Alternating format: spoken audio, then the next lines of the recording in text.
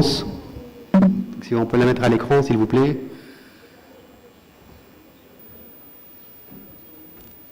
Merci.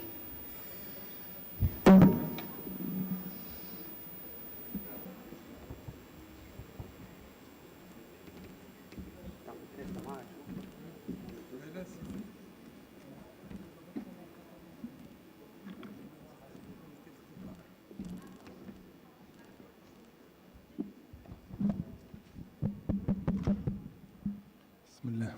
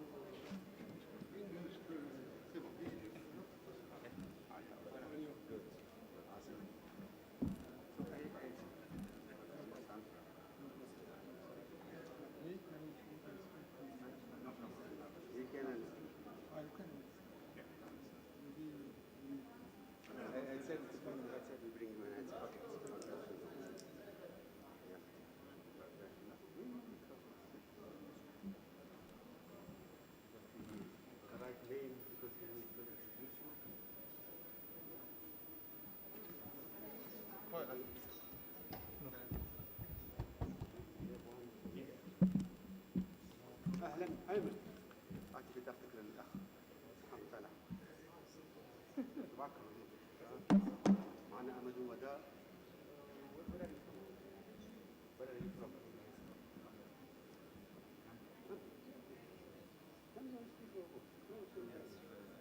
بس ايمن from he speaks English. That's fine. عندك مو فني.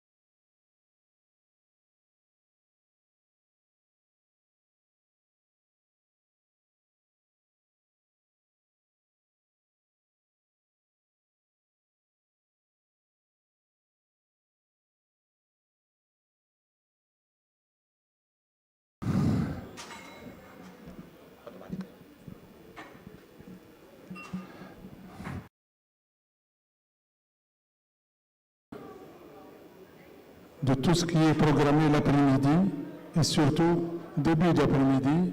Donc nous avons été obligés d'attendre un petit peu. On va démarrer notre séance de travail qui est prévue pour 1h30. Alors avant de commencer nos travaux, permettez-moi d'adresser mes remerciements à tous ceux qui ont réussi et qui sont parmi nous aujourd'hui, nos amis et frères africains, et permettez-moi aussi de s'adresser à toute l'équipe qui a préparé cette 4e édition FITA 2021 pour nous permettre aujourd'hui de se rencontrer, d'échanger les points de vue et les idées sur le comment faire pour améliorer notre infrastructure de notre continent.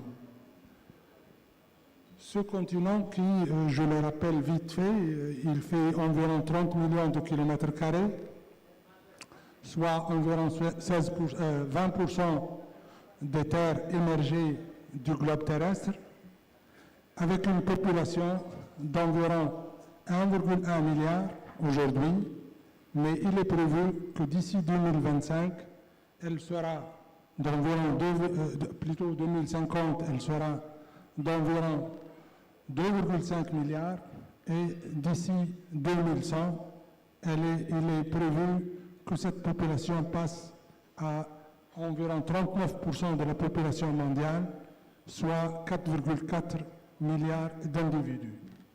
Donc vous voyez l'importance de notre continent sur ce plan-là. Mais malgré toutes ces caractéristiques-là et sous toutes ces richesses-là de notre continent, un déficit énorme qui est constaté par nous, citoyens africains, sur le plan infrastructure. Je rappelle simplement que, à titre d'exemple, que l'infrastructure en matière d'électricité, par exemple, 48 pays des 54 pays de l'Afrique ne produisent qu'environ 100 gigawatts, soit l'équivalent à peu près de la production de l'Espagne. Donc un déficit en matière d'électricité énorme et il est évalué à peu près à 45% des individus en Afrique qui n'ont pas accès à l'électricité, malheureusement, en 2021 ou 2020. Cette infrastructure, les routes, les autoroutes, les rails, les chemins de fer, les ports, les aéroports et l'eau, l'électricité, etc., c'est une nécessité pour que les pays se développent et pour échanger et assurer les échanges économiques à l'intérieur du pays lui-même et interpays de ce continent.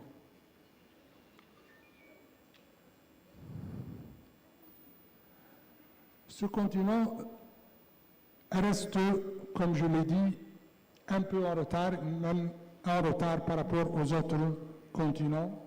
Je ne veux pas faire des comparaisons, mais quand même, il faut qu'on travaille ensemble. Il faut que tous citoyens africains et surtout les responsables travaillent autrement, échangent un petit peu de stratégie pour aboutir et faire de sorte à ce que les espérances et les souhaits d'un citoyen africain soient réalisés. Au moins, il voit l'avenir et le timing de la réalisation de ces infrastructures. L'Union africaine a mis plusieurs organismes et institutions qui travaillent dur avec les différents responsables des différents pays pour améliorer au maximum les infrastructures et pour assurer l'interconnectabilité entre les différents pays. Mais ça reste quand même très insuffisant par rapport aux souhaits du citoyen africain. Le succès de la zone de libre-échange continentale africaine dépendra de la rapidité de mise en œuvre des corridors dont on a parlé depuis très longtemps. En tout cas, la dernière édition, c'était 2010, et c'était une stratégie qui a été tracée. Donc, on va se demander après, ensemble, où est-ce que nous en sommes dans la réalisation de ces corridors. Aujourd'hui, ce que nous constatons ensemble, même si le financement d'un projet est assuré et est signé par qui de droit, c'est-à-dire le bailleur de fonds, a réussi avec le pays concerné à signer un accord de prêt pour réaliser un projet, malheureusement pour nous, Africains, les projets prennent et mettent beaucoup de temps pour se réaliser. Il y a beaucoup d'exemples, bien sûr.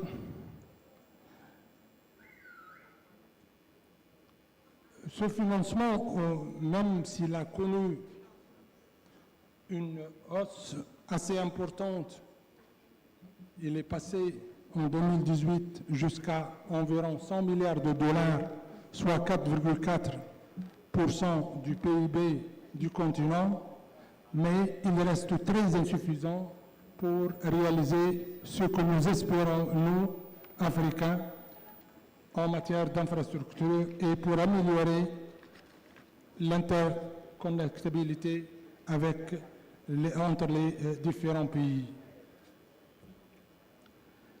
Donc il y a plusieurs questions qui se posent aujourd'hui au niveau surtout de la stratégie qui a été annoncée il y a quelques années. Je lis ce qui a été écrit à propos de cette stratégie. Alors, et on se demande ensemble, nous, citoyens africains, et j'espère que les spécialistes vont nous répondre sur ce sujet-là. Qu'en est-il alors des projets, des corridors qui ont été annoncés? Où est-ce que nous en sommes? Comment s'appuyer sur les programmes comme le pacte avec l'Afrique du G20 ou le double agenda de transition verte et numérique proposé par la nouvelle politique de voisinage de l'Union européenne? Quelle serait la gouvernance sur les projets transfrontaliers? Comment capitaliser sur les connaissances acquises et généraliser les bonnes pratiques pour mieux attirer les financements?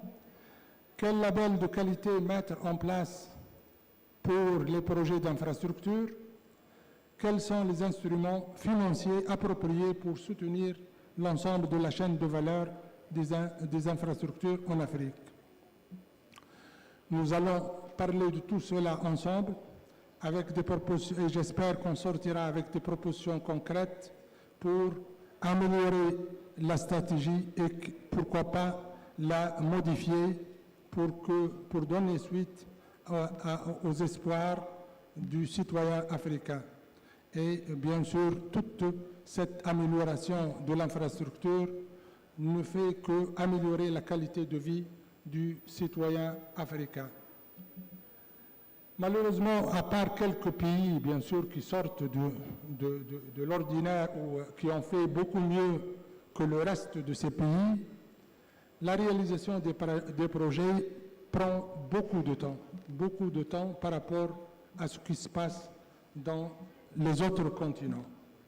Aujourd'hui, même pour un projet qui a reçu l'accord de financement et pour lequel la chose la plus difficile a été résolue, je parle d'un projet qui a été, où un accord a été signé avec qui de droit les bailleurs de fonds pour passer à la réalisation, mais malheureusement, il reste sans réalisation et il met beaucoup de temps pour être réalisé. Et avec est-ce qu'il faut se demander, est-ce que c'est les procédures administratives qui ont fait ça? Est-ce que c'est le manque de personnes qualifiées et compétentes? Est-ce que c'est le manque de bureaux d'études ou d'entreprises qualifiées et compétentes? Est-ce que c'est le manque de la bonne gouvernance qui est derrière la lenteur et la limite de la qualité de nos projets? Où en sommes-nous par rapport à la réalisation de projets PPP, par exemple? Il y a quelques pays, je viens de parler avec nos invités ministres de quelques pays africains qui ont beaucoup fait et qui ont réussi à utiliser ce mode pour réaliser plusieurs projets. Mais malheureusement, il y a plusieurs autres pays africains, dont la Tunisie bien sûr, nous n'avons pas réalisé de projets, de grands projets ou plusieurs projets en utilisant ce mode de réalisation qui est utilisé à peu près partout dans le monde aujourd'hui. À toutes ces questions-là, bien sûr, je ne vais pas, moi, m'accaparer la parole et nous avons prévu à toutes ces questions vont répondre nos invités panélistes. Malheureusement, il y a quelques absences, mais ne vous en faites pas, il y aura des interventions à distance. Donc, je remercie toute personne qui a accepté d'être parmi nous dans ce panel-là. Et d'accord. Donc, je vais en parler. Donc, je dois remercier tous ceux qui ont accepté d'être dans ce panel-là et bien sûr M. Moundir Khenfir, responsable de ce panel-là. Moi-même, Mohamed Salah Arfé, ex-ministre de l'Équipement et de l'Habitat et de l'Aménagement du territoire en tant que modérateur. Monsieur le ministre de l'Équipement et de l'Habitat, si Kamel Dour n'a pas pu nous joindre, il y a avec nous le directeur général des ponts et chaussées, c'est Slah Zoueri. Alors, monsieur Amadou Wada, Senior Director, Africa Finance Corporation, Madame Frida Yawson, African Center for Economic Transformation, Monsieur Ayman El-Zoghbi, Senior Manager, Intra-African Trade Initiative, Afrique Exim Bank. Alors, il y aura deux interventions, bien sûr, Madame Frida Janssen qui est panéliste avec nous et Monsieur Opuyo, j'espère que je prononce correctement, Oforio Kremia. Il n'est pas panéliste, mais il y aura une intervention. Alors, pour s'organiser au mieux, nous avons, et on va faire, j'espère, on va faire mieux que les autres panels, en respectant l'horaire qui nous a été réservé d'1h30. Donc, pour respecter cet horaire-là, j'invite mes collègues ici qui vont prendre la parole à ne pas dépasser les 4-5 minutes au maximum, et sauf, et après votre permission, il y aura une intervention de Madame Frida Janssen de l'African Center for Economic Transformation qui a accepté de nous conférer sur les résultats des études réalisées par ce centre-là et nous parler des défis, de la qualité de l'infrastructure en Afrique et nous éclairer davantage sur ce sujet. Avant de lui passer la parole, encore une fois, je remercie toute personne qui est parmi nous et j'espère que nos invités trouvent le bon séjour en Tunisie et bienvenue en Tunisie encore une fois. Merci. Donc, je passe, si c'est bon, Madame Frida, elle est avec nous. Elle doit, et nous l'appelons et nous l'invitons à nous excuser pour ce retard. Et nous avons essayé de faire de notre mieux, mais j'espère que ça ne va pas vous déranger davantage. Merci, Madame.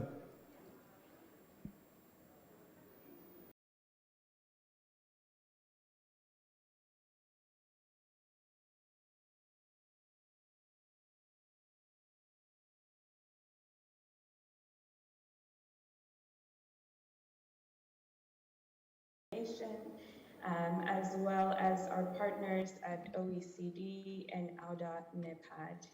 I have a presentation that I would like to share, please. So if someone can assist me, I would be grateful. However, in the meantime, for those who are not aware of what we do at the African Center for Economic Transformation, I can share with you that our vision is to have a transformed Africa in a generation. And our mission is to help governments and businesses deliver economic transformation through depth, which is diversification, exports, productivity, and technology. So today, I want to just very quickly share a little bit about our work and what we have found in our recent research around the challenges that we face in infrastructure on the continent. In a few years back at the 18th International Economic Forum in Africa, President of Ghana, His Excellency Nana Addo Dankwa, called on us at the African Center for Economic Transformation and the OECD to establish a technical platform on infrastructure and skills development. And so Asset and Dev, working together with both our African partners and our global partners at AUDA-NEPAD and GIZ, implemented the first phase of an initiative to identify areas for speeding up processes for preparing, funding, and implementing infrastructure projects in Africa. As a result of that process, we developed a report that was launched in July and was shared with high-level participants for various global and African institutions. The report focused on sort of a multivariate analysis. Okay, now I can share my screen. Great. Just a second, please. Wonderful.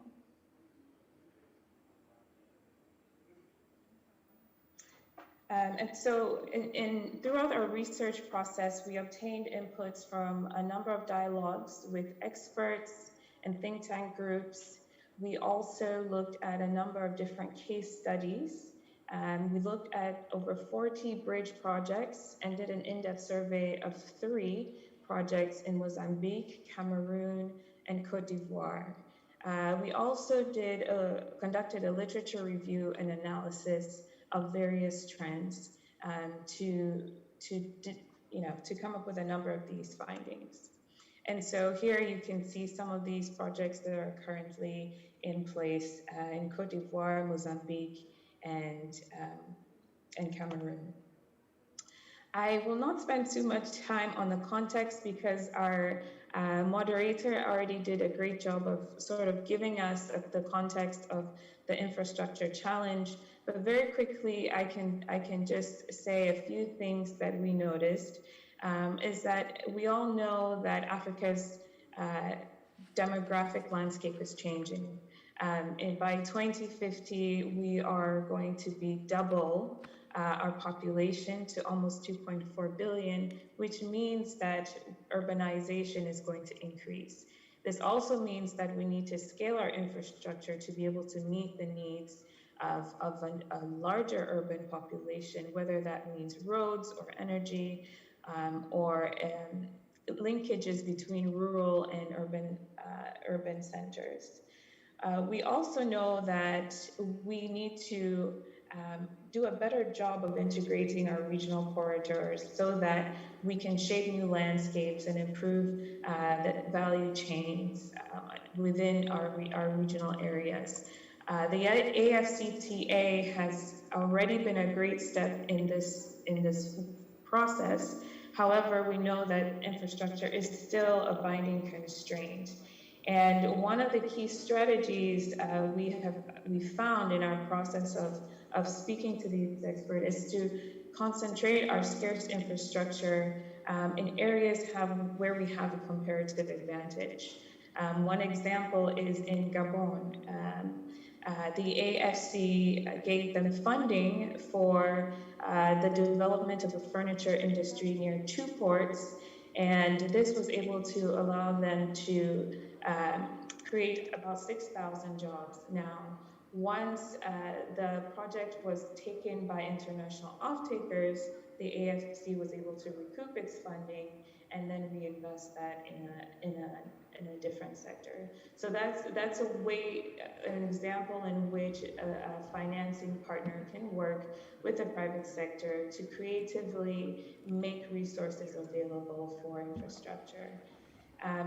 Despite the big gap that we have, over $170 billion needed for infrastructure, we are receiving some investment today. In 2018, we know we received about 101 billion.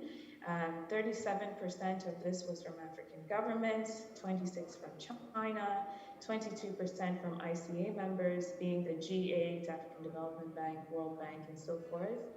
12% from private sector and 2% from the Arab Coordination Group. This tells us that still a large part of our investment will need to be from the public sector, even though we do have a lot of development financing coming through. And I won't go through all of these, but as I mentioned, there is a lot coming through. And so with that in mind, PIDA and ALDA NEPAD have a new sort of vision, an improved vision or strategy for developing infrastructure, and that is to have a focus on regional infrastructure. In the second phase of PIDA, they are going to be focusing on the creation of infrastructure ecosystems beyond single projects. And I think this is because in the first phase, they realized that half of the projects didn't reach the construction level, and there were a number of issues in the preparation stage. And so there needed to be a capacity building in place for project preparation and financing, which involved both the private sector and the development partners. So let me just quickly run through our findings. We had five key findings and some good practices. One is that political economy and project preparation are keys to project development. I think we know this, but it's just important to remind ourselves that this always impedes, or sometimes most of the time impedes, infrastructure development.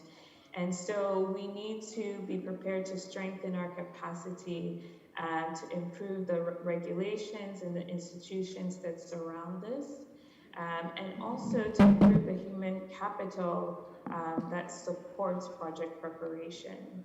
A lot of the times there are PPFs available, however, we may not have the human resources to be able to access them or utilize them as we should. Secondly, we know that there needs to be continuous engagement with stakeholders for the pre-development stage. There needs to be early stage screening, feasibility assessments, all of these that take time. And we need to build the capacity of our infrastructure professionals and our government counterparts to be able to conduct rigorous social and environmental impact assessments. We know that it's an involved process, land negotiations, they take a long time, and it just takes the capacity to be able to do that.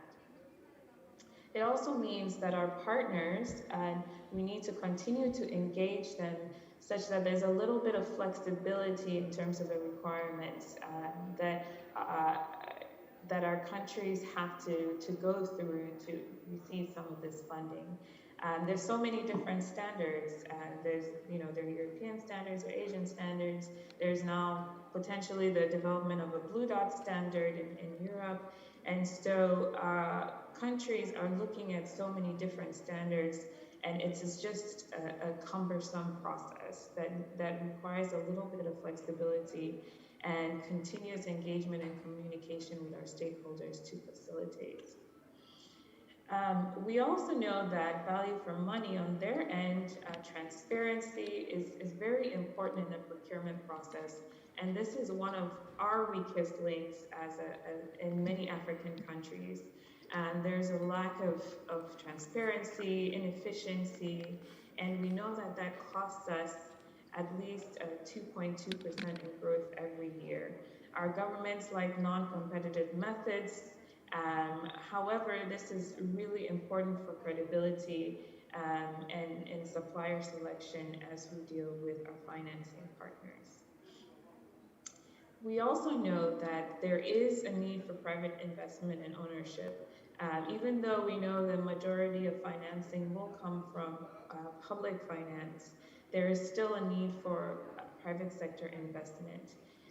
And there needs to be thoughtful negotiation, financial packages, legal agreements, and so on. All of those things are very sophisticated arrangements that governments have to deal with. And oftentimes, the time to close is slow. There are risk protections that are not awfully adequate enough on either side. And sometimes there are not enough projects that meet private investment requirements. And so we have to do a better job of also preparing our projects such that they are suitable for private investment. We also found that institutions, procedures, and standards are really crucial in terms of construction. As we talked about, as I mentioned earlier, the political economy often plays a role in this. However, there are things that we do to improve this in terms of, the environmental social impact assessments, improving the way local contractors work. For instance, having a general contractor who supervises, subcontractors, just to increase efficiency, and also, to have in place resources that are necessary for maintenance of infrastructure down the road, which could, prevent expensive rehabilitation. So all of these things are also important to put in place. So there are a few good practices that we found in our research to round out our findings, that we need better training for professional development and advisory support. We also need insulation of regulatory bodies from political pressure so that they can be accountable and perform to their mandates. We also see that peer-to-peer mechanisms could facilitate the need for building capacity in some of these administrative areas required for project preparation. We also know that because there's a need for accountability and improving the integrity standards, there need to be controls in place for corruption and monitoring, which unfortunately also slow down the process. So these are some. Others may be also the need for strong project sponsors, specifically with political backing, who are able to follow through on the project from beginning to end, to be able to ensure that things are happening as they should. And financial modeling as well is something that is necessary to gain confidence of private investors. Now, we do know that there's this tension in the way that some of our financing partners approach the process. Our traditional development finance partners and OECD members often sort of take the need that there needs to be institutional capacity, institutional strengthening before some of these project development processes can take place.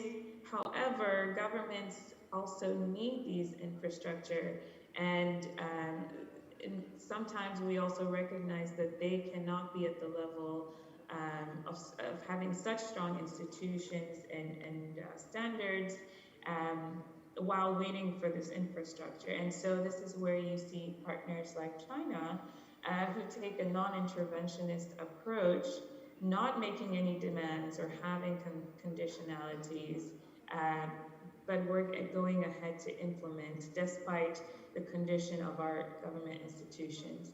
However, that also has its con in the sense that there might be some weaknesses in the process, harming the environment or generating debt. And so there needs to be sort of a duality in the approach, which allows governments to both be able to get the funds that they need, while at the same time strengthening their capacity to deliver better quality projects. And so to conclude, we have two recommendations as a result in this report. First is to promote the wider application of Ouda Nepad's PETA quality label, which is already in existence. This will solve the problem of having different standards that African countries have to deal with with different financing partners. We now have an African quality standard. And so countries learning more about this process, this was part of the service delivery mechanism, has templates and procedures and manuals that countries can use to help prepare projects to a level that is of good quality to financing partners. The objective is to shorten the feasibility and bankability stage for countries, to identify gaps before they even get to financiers, and to certify that there has been some level of excellence in the preparation that partners can recognize.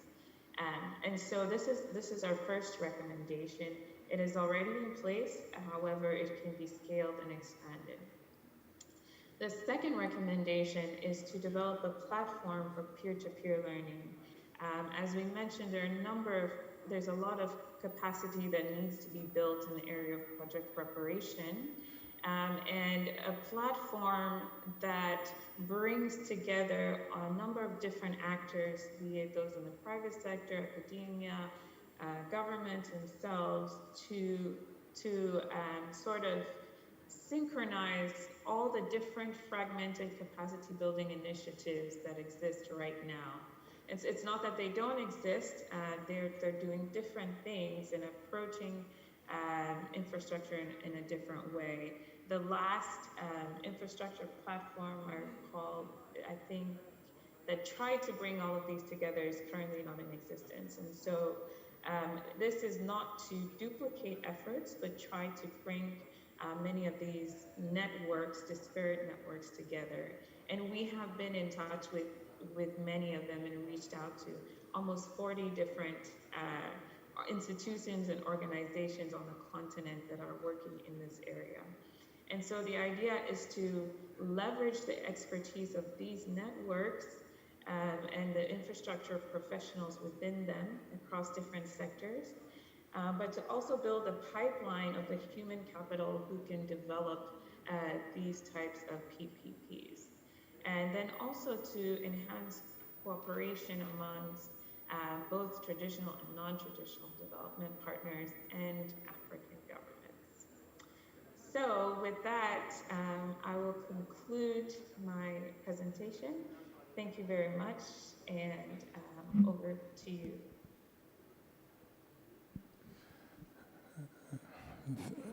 Elle m'entend ou non? Non. Très bien. En tout cas, même si elle n'est pas présente, je lui adresse tous les remerciements pour... Je lui adresse tous les remerciements de la part des panélistes et de tous ceux qui sont présents ici. Et Dieu sait combien nous avons besoin d'une transformation économique, je dirais, radicale dans nos pays d'Afrique pour faire de sorte à ce qu'on trouve les solutions pour améliorer nos infrastructures sur tous les plans.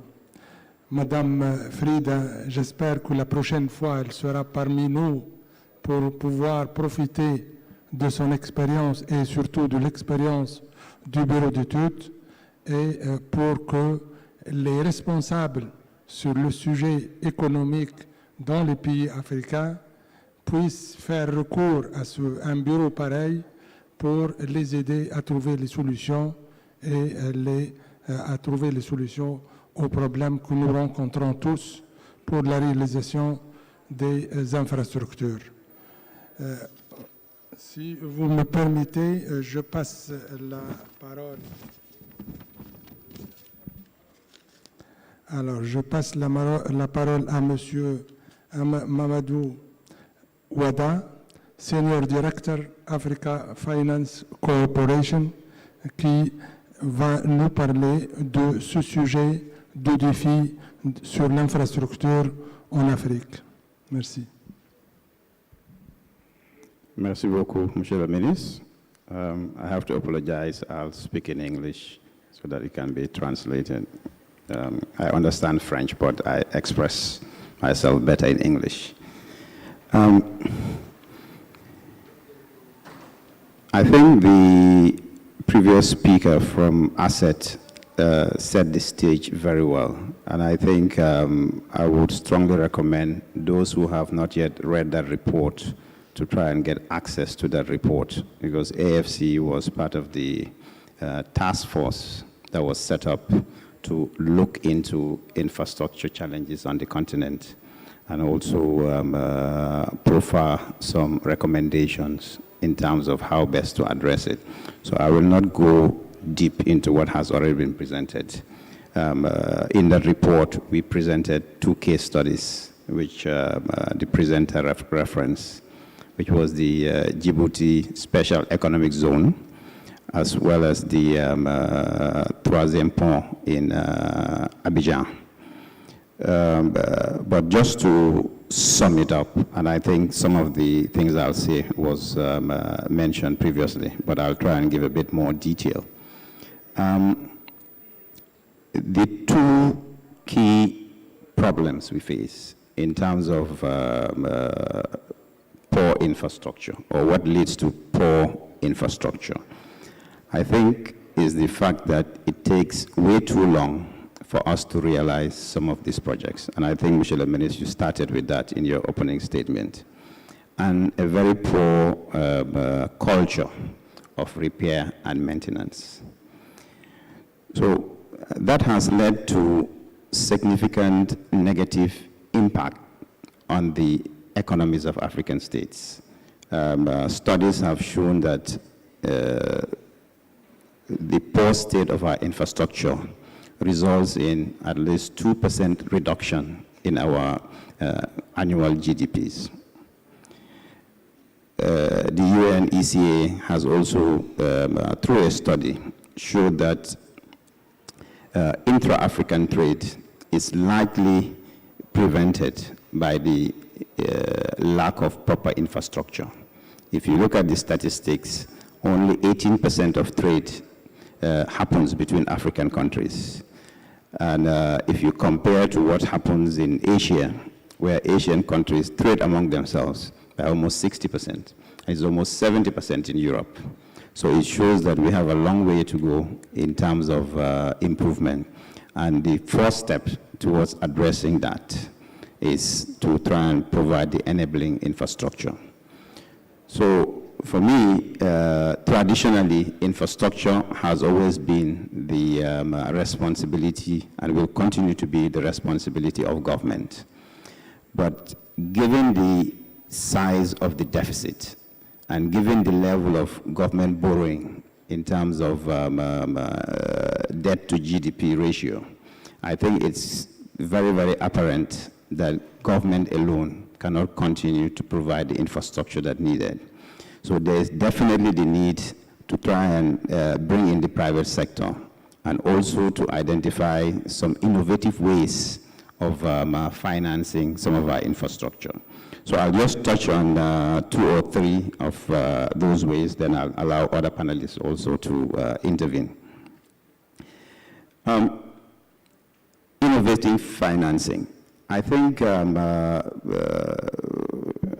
Minister, when you were intervening, you mentioned the time it takes from when projects are conceived to when actual construction starts. Is way, way too long. And I think the study that the lady just referenced looked at case studies of projects being developed in China, in Europe, in Latin America, and in the US, and of course in Africa. And there's a huge difference in terms of the time it takes to develop projects on the continent.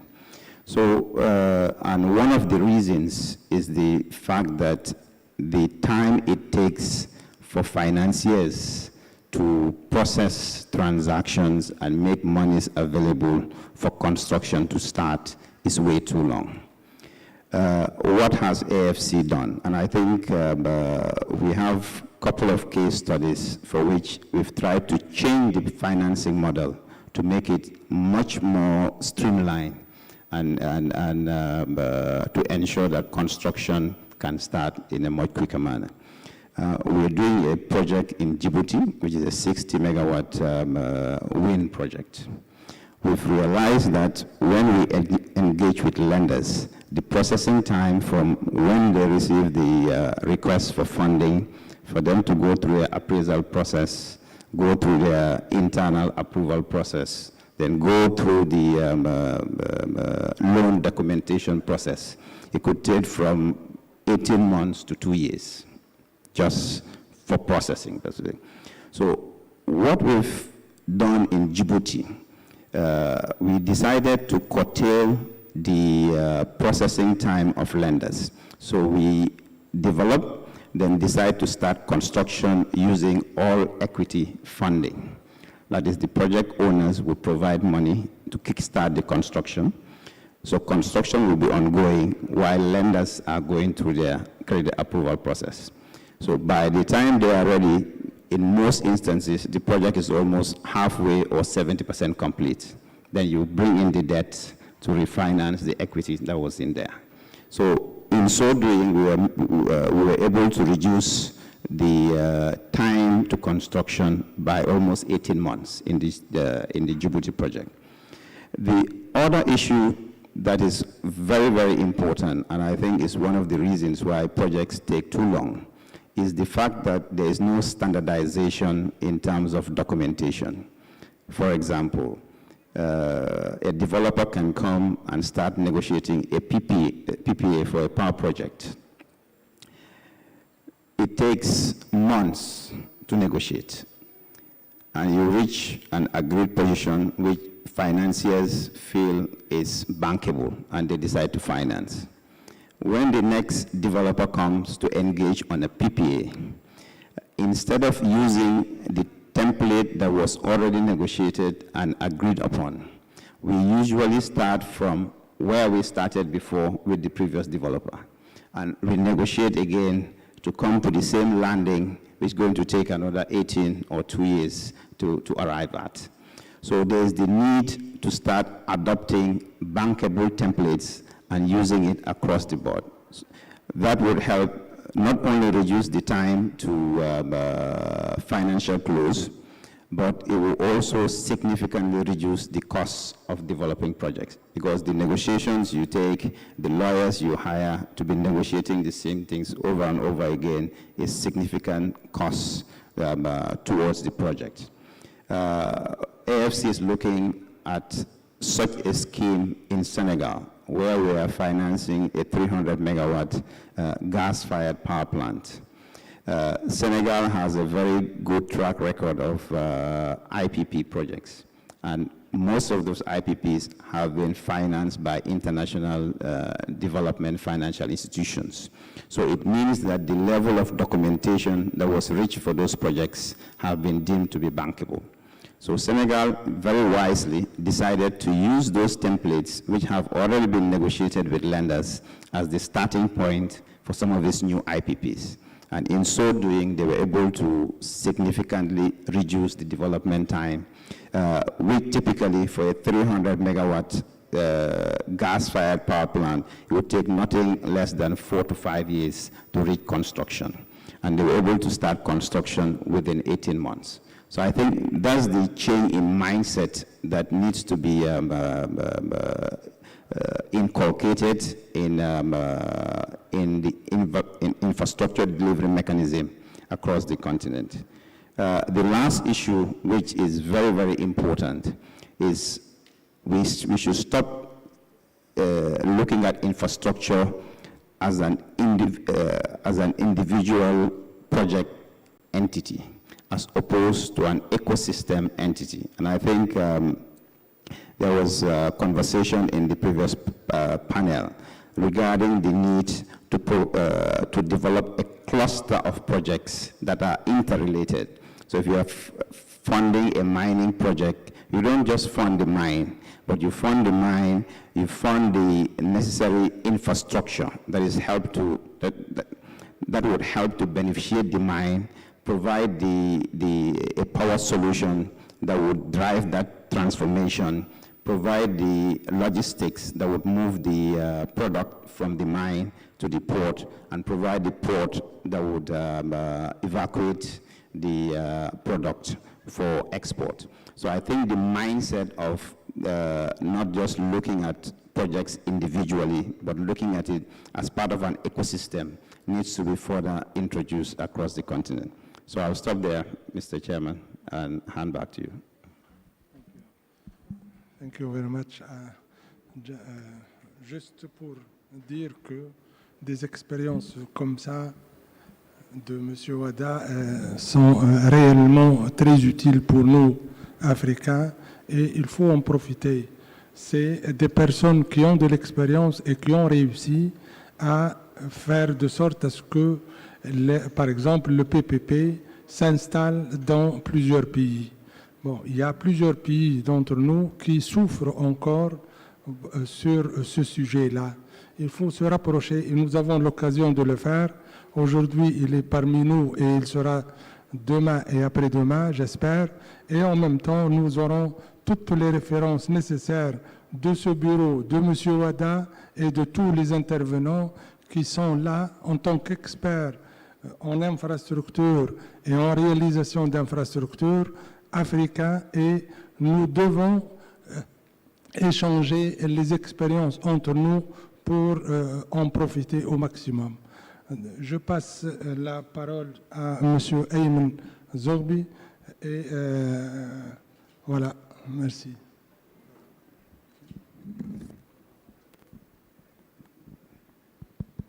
Hello, can you hear me? Okay. So, merci beaucoup. Je m'appelle Ayman Zorbi. Je travaille avec Afrexim Bank. Je suis responsable pour le commerce et investissement intra-africain dans la banque. Well, this is how far I can go with the French. So, with your permission, Chairman, je vais continuer en anglais. Really, I would like to first thank you and thank the TABC for honoring me with this invitation and to be here speaking in Tunisia. I'm Egyptian, but I always consider Tunisia to be my second home. And it's always an utmost pleasure for me to be in Tunisia. So please let me greet the audience with the Tunisian dialect by saying Aslam al-Nas al-Kull, Rabbi Fadlkum. Thank you. Really, on the infrastructure issue, the lack of infrastructure is apparent. You do not need to look at any statistics or read any research to understand that there is a lack of infrastructure in Africa. We live that every day. And let me give you examples. We were in South Africa. We were in South Sudan, last week. And why were we flying to South Sudan? we've been notified by the tower that we have to go back to Khartoum because the airport is closed because there is no electricity.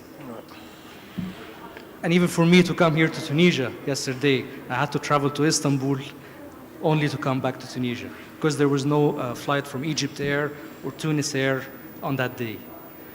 We were also in a meeting with the Minister of Trade of Sao Tome and Principe when he said that the average waiting time for large ships to go into the country is 2 months because there is no proper port infrastructure to service those ports. So we live that. This is a reality. The lack of infrastructure in Africa is a reality that we live in every day. The question is, do we have to put up with it and just continue like that, or do we do something? One might argue that there are many problems behind the lack of infrastructure. We can talk about the lack of financing. We can talk about the incompetence of some of the companies or policymakers. But really, we see the problem is that we rely too much on non-African companies and banks to solve our problems. You wouldn't find many construction companies or international bankers who are willing to do something in South Sudan and take the risk of South Sudan. You wouldn't find many. And the result is that South Sudan will continue to suffer because there is no one doing it. For us at the Frickson Bank at least, we believe that the right solution is that we rely on African institutions. We try to bring and develop more capacity for African institutions to solve their problems. And hence intra-African trade and intra-African investment. And we've been doing that for the past 5 years. We've decided that the focus, the strategy of the bank will be to promote intra-African trade and intra-African investment. And you will be amazed with the results. If you rely on African companies to do African business and to do African infrastructure, you will be amazed of the results that they can do. And why Africans are not interacting together and why Africans are not reaching out to each other is because of the lack of market information. It's not the infrastructure that starts. It's the market information, it's the interaction between Africans, it's the business to business that comes together and agree trade. And when trade happens and when the opportunities are there, the infrastructure will follow. Definitely, if there are opportunities, if there is a lot of trade going on between Egypt and Nigeria, for example, there will be a lot of cargo ships serving this trade. There will be ports to be developed to serve because the opportunities are there. So we think at Frickson Bank is the first thing that we need to do is to bring Africans together, to try and work together and discuss and how to solve their problems. And we've started at Frickson Bank by focusing on some companies in some African countries whom we can call intra-African trade champions. And those companies have the track record, they have the expertise, they have the knowledge that can do what other international companies can. But they are not equipped with the right financing, and they don't have the market information. So if we bridge those two things and provide African companies those two things, they will be able to compete with international players, and they will be able to do more in Africa. For example, we've recently helped Tanzania in doing their dam, the refugee dam in Tanzania, with no other international company wanted to do. So we bring 2 Egyptian construction companies in Sweden and our contractors who are very well experienced and probably all familiar with those names. And we said we will finance, give this contract to those 2 companies, African companies, and we will do the financing. And it happened. And this was the largest intra-African trade transaction ever done in the past 50 years. The construction companies are Africans. The banks, all the banks are African. We worked with Egyptian banks and Tanzanian banks to bring the financing into effect. So there are a lot of things that can happen this way. We're taking also a lot of companies in the power sector to do quick solutions in many other African countries, off-grid solutions in the solar power. We've done that in South Sudan, we've done that in Angola, right in the middle of the financial crisis in Angola, and when the oil prices crashed, we were the ones intervening there, bringing African companies to do a power project in Angola, where no one else in the world would have done that. So these are quite examples that can be repeated across Africa. And it's really the role of multilateral institutions such as Afrexim Bank, such as the African Union, and others to stand on their feet and bring it to the continent to do these things. We also went to Gambia for the ports, and we brought to Gambia the Suez Canal Authority of Egypt, where they have experience in dredging. They want to do dredging for River Gambia for tourism. So we said we have an Egyptian company that can do that, an African company that can do that. We are now cooperating with OCP of Morocco and Nigeria to start a fertilizer complex in Nigeria for phosphate fertilizers. We're doing a lot with, we're helping Dangote set up the refinery in Nigeria to lower the dependence on the importation of refined oil products. So if we really are going to still continue rely on international companies and international banks to do our infrastructure, that will never happen, and we'll continue to suffer the same way.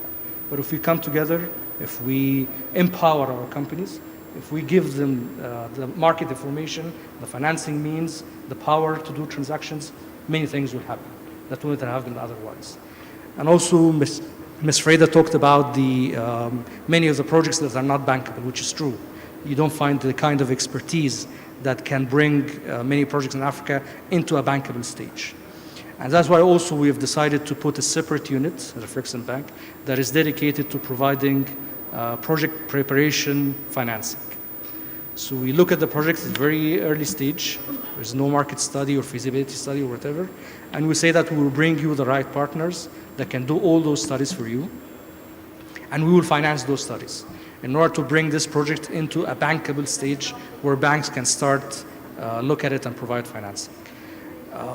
So really, we can talk about the lack of infrastructure. We've been talking about it over the past 10 years, and we continue to talk about it for the next 10 years if really we don't do something about it and rely on our own capabilities and our own companies, our own efforts to do it. So this is just my contribution to that issue and giving some highlights on what we are trying to do at Afrexim Bank and what we did actually in reality to try and